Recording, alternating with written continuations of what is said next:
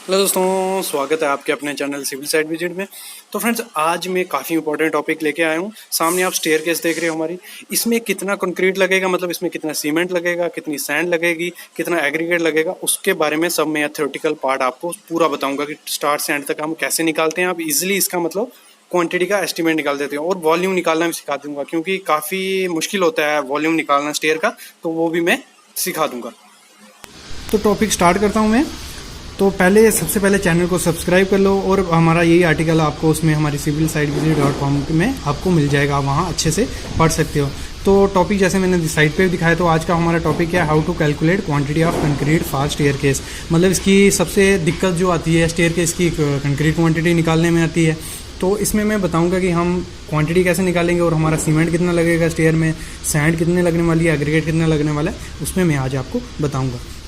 तो एक एग्जांपल मैंने ली हुई है, देखो 3 मीटर हाइट है हमारी उसकी, और जो राइजर है हमारा कितना है, 125 mm का राइजर है, 300 हमारा ट्रेड है, और उसकी मतलब जो बेस स्लैब की लेंथ कितनी है 7.450। ये आप दी भी होती है कभी कभार और इजिली इससे निकल भी जाएगी। अगर आपको लेंथ और हाइट दी है उससे भी निकल जाएगी। वैसे आप यहाँ से जो हमारा ट्रेड रहता है उससे भी निकल जाएगी। तो हमारी बेस स्लैब की लेंथ कितनी है 1100। तो ये हमारी स्टेयर की आप देख लो एक बार, जो मैंने साइड पे भी दिखाई वही स्टेयर है, उसकी मैंने एग्जांपल ली हुई है। तो स्टार्ट करता हूँ। तो सबसे पहले क्या करना है, नंबर ऑफ राइजर, मतलब आपको हाइट मिली है तो आपने पता करना है कि आपको कितने मतलब राइजर आएंगे। तो राइजर आएंगे तो उससे पता चल जाएगा हमारा।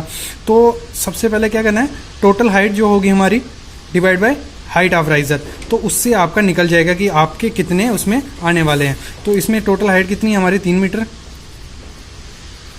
और राइजर की कितनी है 125।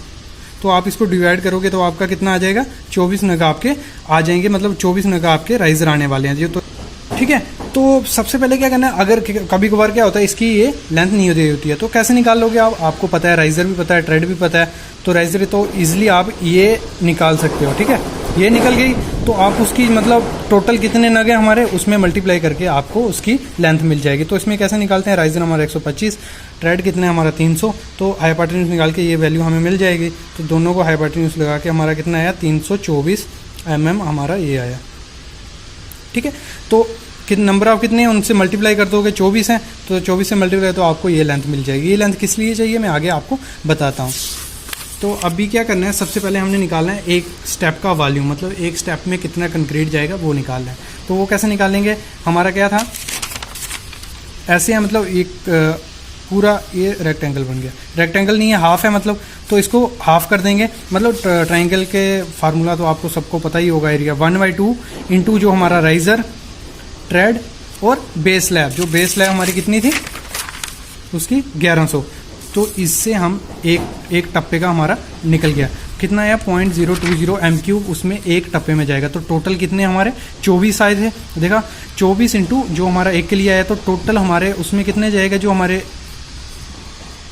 टप्पा होगा 24 टप्पे में कितना हमारा जा रहा है 0.8 m3 उसमें जा रहा है। तो अभी निकाल देते हैं उसका अभी निकालते हैं बेस स्लैब का। तो बेस स्लैब कितनी है, लेंथ उसकी कितनी है 7.4 जैसे दिखाई, और उसकी वो कितनी थी ब्रिथ 1.1, और उसकी बेस स्लैब की थिकनेस कितनी है 200 mm। तो ये हमें मिला हुआ है। तो कितना है उनको सबको मल्टीप्लाई करके 1.6 m3 हमारा उसमें जा रहा है, ये हो गया। तो टोटल कितना कंक्रीट हमारा उसमें जा रहा है 0.8 प्लस 1.6 इंटू 2.10 m3 हमारा स्टेयर में जा रहा है।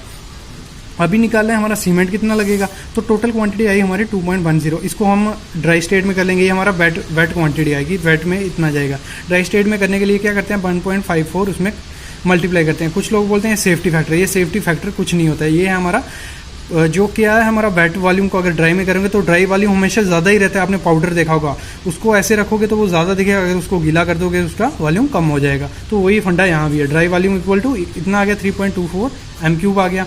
अभी निकालना है कि हमारा सीमेंट कितना लगेगा उस स्टेयर में, जो मैंने आपको साइड पे दिखाई। तो वो कैसे निकालेंगे 1:1.5:3 लिया हुआ मैंने। ठीक है, तो 1 ये आ गया हमारा, ये मैंने काफ़ी वीडियो इस पर डाल चुका, यहाँ भी बता देता हूँ। 1 ये आ गया, और जो ड्राई वॉल्यूम था वो आ गया, और टोटल कर देना है जो आपको ग्रेड यूज़ कर रहे हो 1 + 1.5 + 3।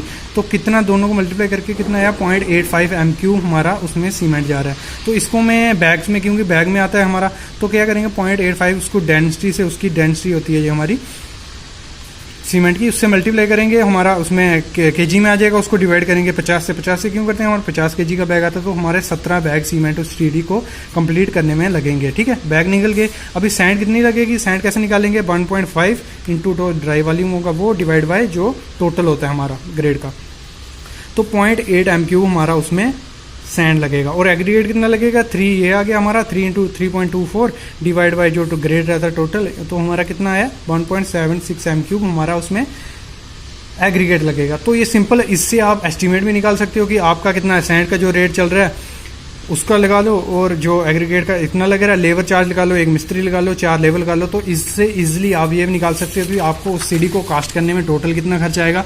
तो ये सिंपल फंडे रहते हैं, मतलब जो आपको साइड पे इजीली खड़े खड़े आप उसका एस्टिमेशन कर सकते हो। तो फ्रेंड्स, चैनल को सब्सक्राइब करो, काफ़ी इंपॉर्टेंट टॉपिक और आने वाले हैं। Thank you.